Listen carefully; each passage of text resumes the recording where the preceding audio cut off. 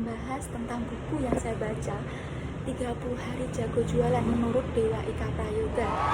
Dan di sini ada tema, yaitu rahasia jualan laris tanpa ngemis-ngemis. Nah, di bab pertama yang saya dapatkan itu ada I love selling and sharing. Kenapa jualan itu penting? Karena uang datang saja itu karena jualan. Orang kaya, pengusaha hebat, itu penjual yang hebat. Nah, kali ini saya akan membahas ada 3-4 pilar utama dalam bisnis. Yang pertama, pemasaran. Yang kedua, sumber daya manusia. Yang ketiga, keuangan. Lalu yang keempat, operasional. Ternyata semua pilar tersebut, bagian yang paling menghasilkan uang adalah bagian pemasaran. Karena ujung tombak pemasaran adalah penjualan. Kalau kita ingin menjadi seorang pengusaha yang hebat, kita harus memiliki 2 skill dasar. Yang pertama adalah keberanian, yang kedua adalah pemasaran. Karena seorang pengusaha itu harus berani, apalagi dalam kondisi iklim yang tidak ada kepastiannya. Jadi kalau pengusaha tidak berani, mending jadi bawahan saja. Itu menurut buku yang saya baca tadi. Lalu di bab kedua ada 3 kunci sukses jualan. Yang pertama penjualnya, yang kedua penawarannya, lalu yang ketiga pembelinya. Yang pertama penjualnya. Ada penjual itu dia semangat, percaya diri, ada juga yang loyo, lalu ada yang sabar, itu adalah penjual. Lalu yang kedua penawarannya. Bagaimana seorang penjual menawarkan produknya dengan cara yang menarik. Nah, itu adalah cara penawarannya gitu, atau enggak menarik gitu. Nah, yang ketiga pembelinya. Nah, ini adalah yang paling menentukan juga gitu.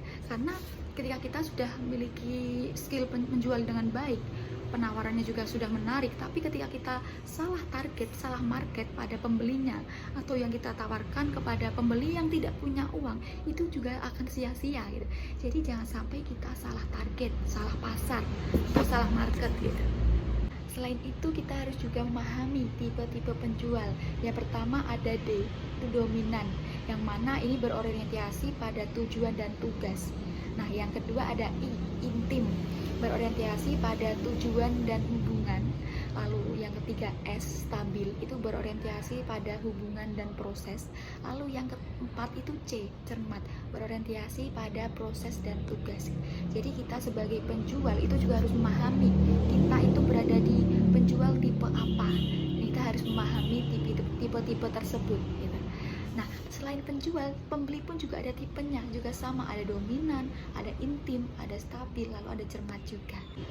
Nah, di bab selanjutnya kita akan bahas kenapa produk kita sulit laku gitu. Karena penawaran kita tidak menarik gitu. Karena tidak menarik, orang tidak tergiur untuk membeli sedikitpun produk kita. Pertanyaannya, bagaimana cara membuat penawaran kita menarik gitu? Penawaran yang menarik.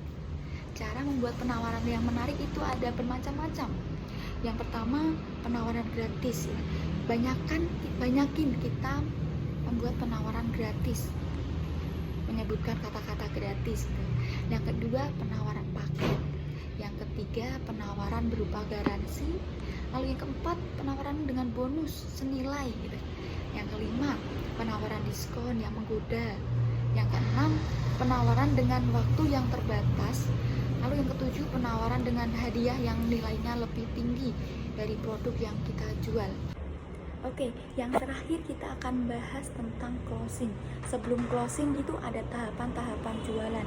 Yang pertama ada PDKT, yang kedua gali kebutuhan atau keinginan masalah pada customer. Yang ketiga kita tawarkan solusi. Nah, yang keempat baru kita closing.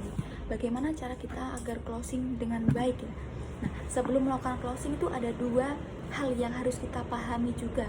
Yang pertama, kita harus pahami semua orang itu tidak nyaman untuk membeli sesuatu. Nah, yang kedua, orang membeli bukan karena bagusnya produk, tapi seberapa butuh mereka pada produk tersebut. Kita harus memahami akan hal tersebut. Dan ada beberapa faktor yang mempengaruhi kita ketika closing. Yang pertama, bahasa tubuh kita ketika menjual. Yang pertama, yang kedua kata-kata yang kita gunakan, yang ketiga pakaian yang kita pakai, lalu yang keempat intonasi ketika kita bicara, ketika kita keluarkan dan lain sebagainya. Jadi banyak sekali faktor itu yang yang mempengaruhi ketika kita closing nanti, dan itu harus benar-benar kita perhatikan. Nah, itu tadi adalah cara 30 hari jago jualan. Kalau kita sudah mempelajarinya, memahaminya, jangan lupa ini yang terakhir, tentukan target omset kita.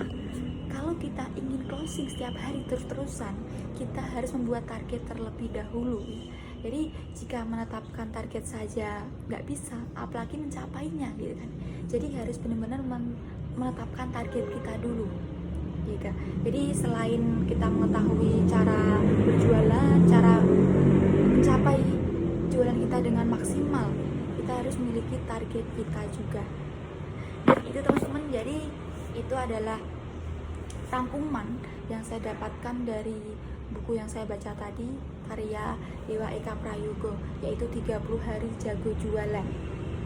Terima kasih. Wassalamualaikum warahmatullahi wabarakatuh.